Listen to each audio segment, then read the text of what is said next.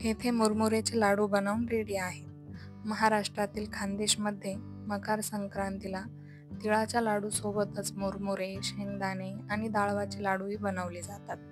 म्हणून मी आज घेऊन आली आहे खास तुमच्या सर्वांसाठी स्पेशल खानदेशची रेसिपी सुरू करण्याआधी अशाच नवनवीन रेसिपीसाठी कुकिंग विथ ललिता नंदाळे या चॅनलला सबस्क्राईब करा आणि बेल आयकॉनवर क्लिक करण्यासाठी विसरू नका. तर मी इथे 400 ग्रॅम मुरमुरे घेतलेले आहेत. मुरमुरे पोहेच्या गाळणीने गाळून घेतले म्हणजे बारीक कण वगैरे निघून जातात आणि मुरमुरे चांगले साफ होतात. 400 ग्रॅम मुरमुरेसाठी मी 150 ग्रॅम गूळ घेतलेला आहे. गूळ अर्धा कप कोमट पाणी घालून विरघळून घ्यायचा. गुळाचे पाणी आपण गाळून घेऊया. गाळून घेतल्याने गुळामध्ये जे ऊसाचे बारीक कण आलेले असतात ते निघून जातात. तुम्ही बघू शकताय गाळणीमध्ये बारीक कण दिसत आहेत. आता गुळाचे पाणी पुन्हा कढाईमध्ये टाकून घेऊया आणि मीडियम टू हाय फ्लेमवर पाक करून घेऊ.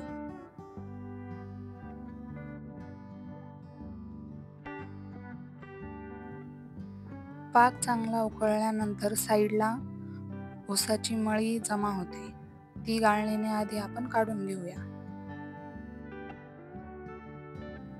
पाक चांगला बनला आहे की नाही हे बघण्यासाठी एका वाटीत पाणी घेऊ आणि त्यात 2-3 थेंब पाकाची टाकून बघूया.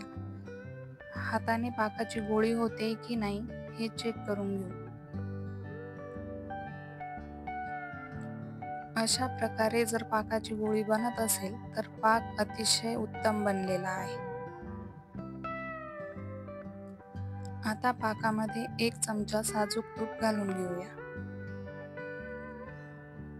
तुपामुळे पाक जास्त बनलेला असेल तरीही लाडू जास्त कडक होत नाहीत. फ्लेवरसाठी अर्धा चमचा वेलची पूड घालून घेऊ.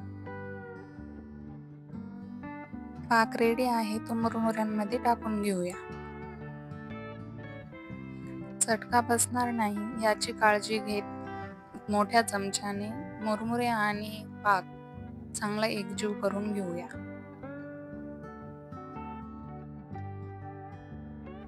हाताला थोडं थंड पाणी लावून आणि नंतर लाडू वाळायला घ्यायचे आहेत,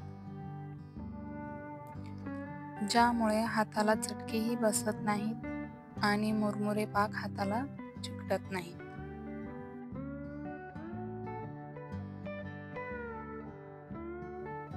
अशा प्रकारे आपण सर्व लाडू वाळून घ्यायचे आहेत.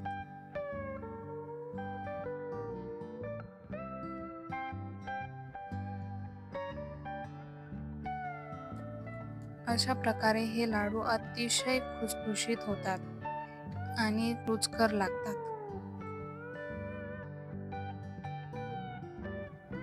तुम्हाला ही रेसिपी कशी वाटली हे कमेंट करून नक्की कळवा. लवकरच नवीन रेसिपी सोबत आपण पुन्हा भेटू. तोपर्यंत खात राहा आणि आनंदी राहा.